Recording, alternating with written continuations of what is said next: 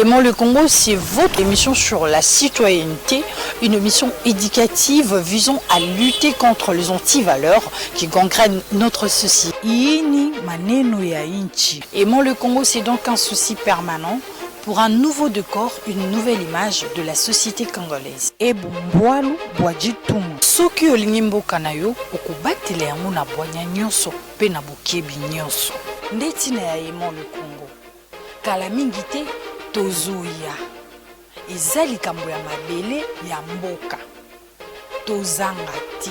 Ya ikele diambu ya bwala. Aimons le Congo, c'est à suivre très bientôt sur votre chaîne Congo 24 TV et dans d'autres plateformes de communication.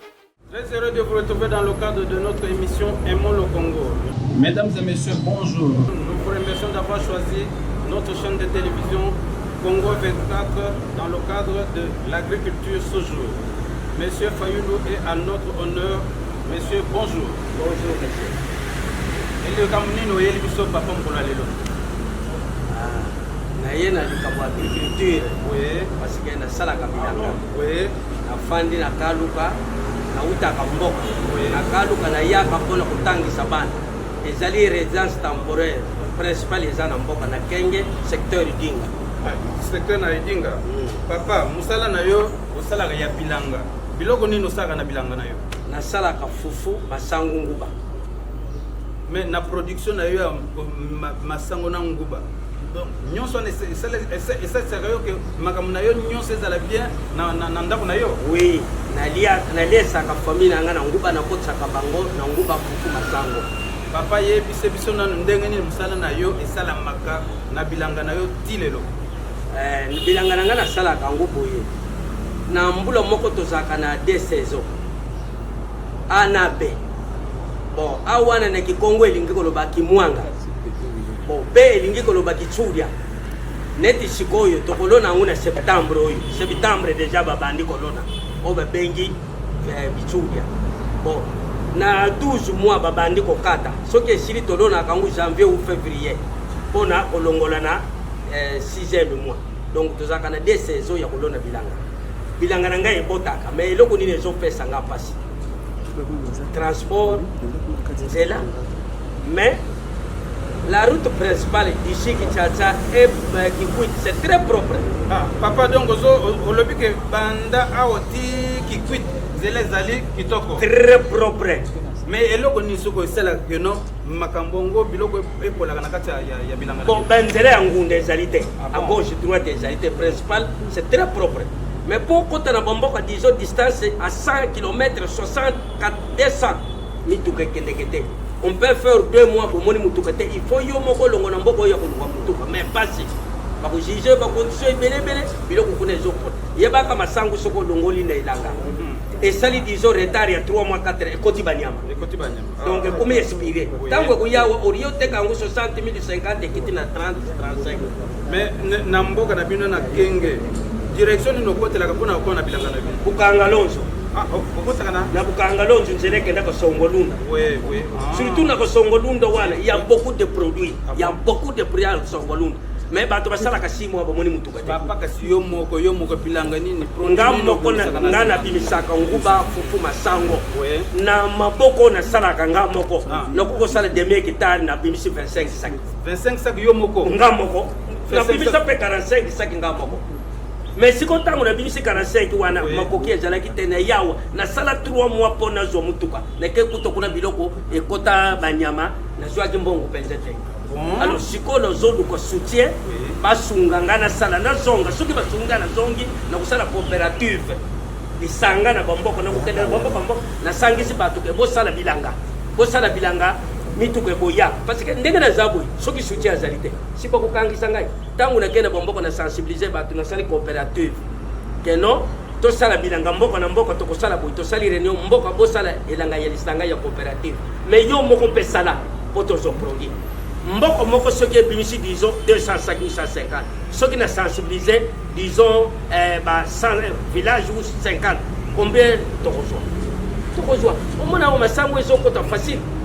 Il faut union bande bamba bakonzi ya mboka tolinga mboka na biso tolinga mboka na biso na maloba te tosala misala bilanga ezali na mboka moko te développé na mercure diamant cuivre non et développé kana bilanga na agriculture ngana lingi bilanga tala tayo na komi na bana bakoti na université je suis père de 8 enfants mais bangu nyo soba diplômé ko jouer jali te po bakota à université mais na sunga ka bangu kana bilanga na sala kana bironi ngako tsobo yeli nga makambo ya biro na kolinga te na linga kana ngaka ka bilanga alors tala neti mboko lokola Côte d'Ivoire bazana cacao et salaka chocolat mais tala na Sénégal richesse na bangunguba est-ce que pour ni bezela ka ko batite o mercure non to longola na makambo mercure ngana lingi bila mutu na mutu aso opposition ni ministre ni député ni même société civile to sala bilanga to matsambo kana biso mutu aso le pona ntsere normally wana bazo mburiye bila bokonje za pona nzala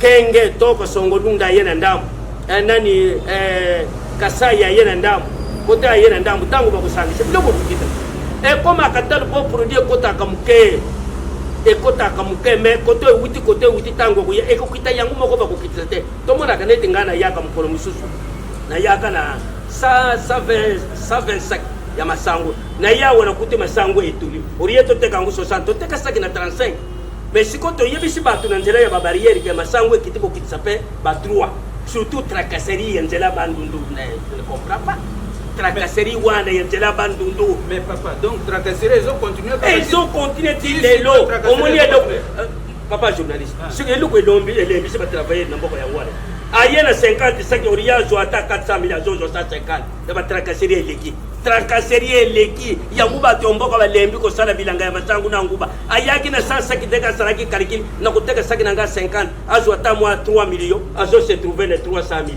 alembi azongi boko abimboko ezama na mute ban botala tracasserie ya nzela bandundu nzela ba Congo bien bazaka na kise unique mais mbongo ngo futi sabu kabiso kaka ya muno mais ba tarifi que ça qui futa ka bonne de jerika bo biso moko to zo mona to mais kaka soki ba lobi chaque moko 5 000 3 000 allez pesa na yo kitansi pesate to lingi ba sale le kitansi ba fikise ba nini no ko lo ba tarif ba tarif que ça qui moko futa ka bo tangu lo kufuta mbongo na ngaba pesa nga kitansi te mbongo eketela ke de jale te kaka maloba non to boyi biso nde ba peuple papa biso ba peuple maloba wane yaka pona nzala mais biso moko ba peuple to sala ni to sala yo le to sunga biso bo sunga ngai ndekende nekendo sala bilanga no ko sala bo soki na kena bomboko no ko sala coopérative na jutangu to ko na ju ata 4 membres to yela bango to yeko se présenter biso ke bango yeyo to akisi bomboko to sensibiliser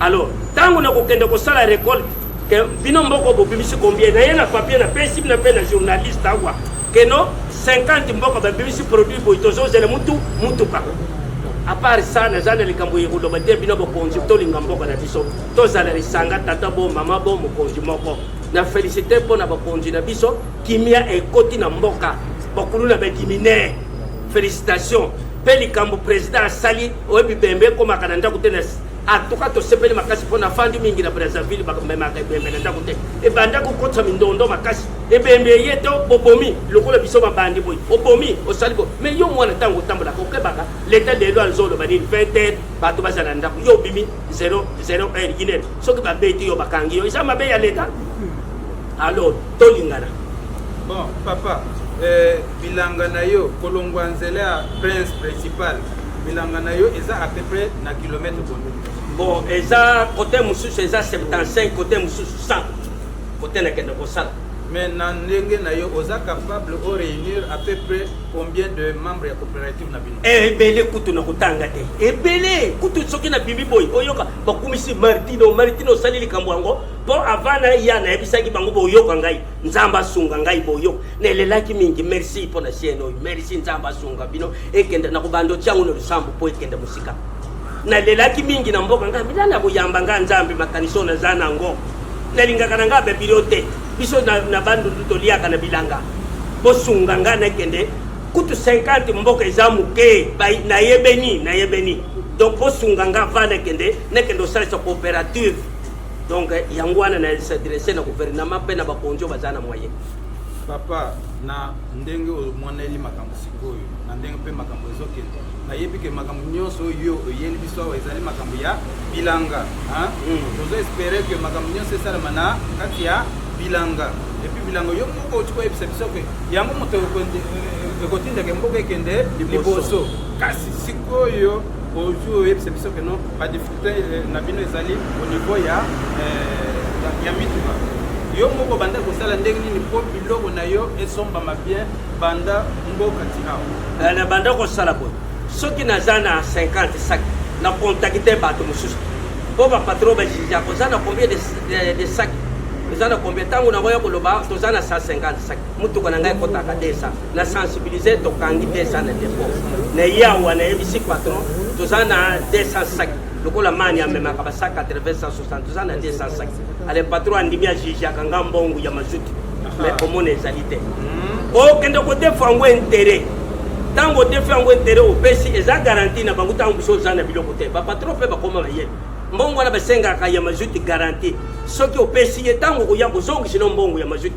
mais patron azongisaka na intere te kote na defaki yango omona intere nde mwa esheke ezalaka bongo alors nga nalingi boye ntango nakozokende osalisa bilanga na lisungi ya leta swati patron peuple boye mais bazala na mituka to ya kozwa mituka bango moko basombaka mazuti eza nini ntango tokoya afutisi biso ticket afutisi biso ticket na saki moko po biloko wana avai il faut permission na bango moko toye na 5 camion 10 tokoki kocontacte bango patron yo moto osungaki biso bacamion eye ya biloko toye na 5 mituka toye na 4 mituka avant toteka biloko yo moko okende otia mutu na yo c'est ça tokosalela bongo po tokokoteka yango te sa mutu asungi biso soki ye alingi produit azwi soki ye alingi bafutisa tike cela depa ya oyo akosunga biso ndenge akolinga soki opesi nga mbongo nekende esalisi bilanga olobi ke soki boye na marchandise yaka na yango ozwinga nazwi yo okei toye na 4 camion 5 camion décision na yo futisa biso tike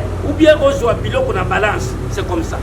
Papa vraiment tozosepela makasi makambo nyonso ezouta epa na yo moko olobi orapele biso kasi kombo na yo lisusu po kombo na balandi yo bazolanda biso vraiment bato bazolanda biso il faut bayeba kombo na yo très bien bayeba kombo na yo vraiment très bien bisika ovandi il faut obandela lisusu bien makasi bien comme ça bato bayoka yo na ndenge ozali kosouffrir mpona kobimisa biloko na kati ya zamba toyoki lisusu ke eza na bisika mosusu bovandaka bosali bilanga esika songolo soki bomoni ke camion ekoti te botiki bisika yango bokei bisika mosusu bosali mutu moko akoki kose retrouve na 4 bilanga mutu ye moko alors tozoyeba te makambo eza ya solo to ya lokuta papa nyonso nazoloba wana eza ya solo toza na difficulté ya transport surtout toza na difficulté ya transport alors maintenant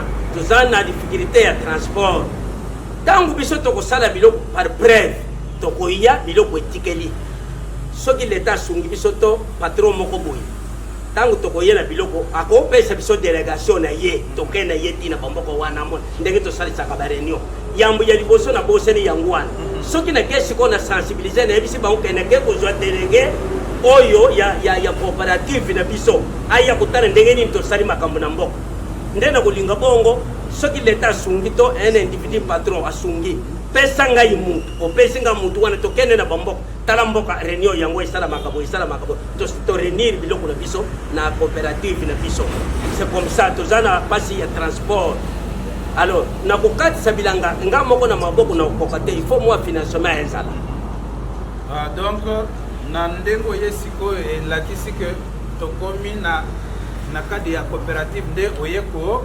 présenter ye epai na biso olakisa toza na posa ya coopérative parce que yo moko okokoka te olobi ke mabele na biso ezoproduire biloko ebele ya motuya et puis kenge toza environ 280 km de Kinshasa et olobi ke nzela kolongwa awa na Kinshasa tina Kikwit très propre donc nzela très propre sikoyo ezaka kokotaka na bazamba tina bamboka nde makambo ebebi et boza na posa ke le gouvernement a ça ou encore individu parce que les Cambodgiens sur le gouvernement il y a mon côté même individu moto a moins que non les Cambodgiens bien et tout est na kata motema aye vous en a pas coordonné nous ça papa en tout cas pour les chaîne na biso 24 télévision botozana ba coordonné na nyonso papa aye azolela ndenge nini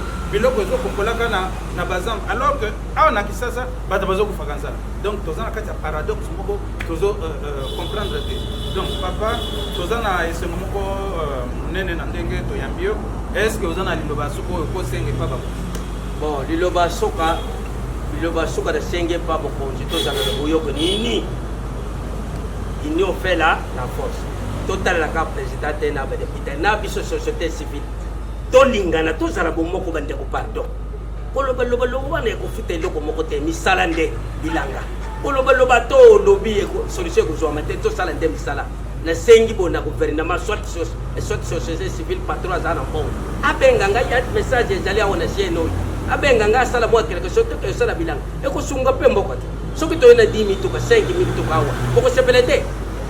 C'est ça le basoka yangoana bakonzi botika la malam. Merci pour la chaîne Oyondenga Bayambinga. Nous venons de recevoir un invité spécial au nom de monsieur Martin Lubasu Fayulu qui nous revient de Kenge et habitant aussi ici dans la capitale Kinshasa. Il nous a amené un très important un cri d'alarme pour l'agriculture, plus précisément le maïs et le manioc qui est le produit de base et que lui est en train de cultiver et dont il a déjà produit plusieurs produits. Donc nous l'avons reçu, il a bien parlé et tous nous l'avons écouté et je sais que tout ce qu'il vient de parler est allé acquis des droits. Merci beaucoup et à la prochaine.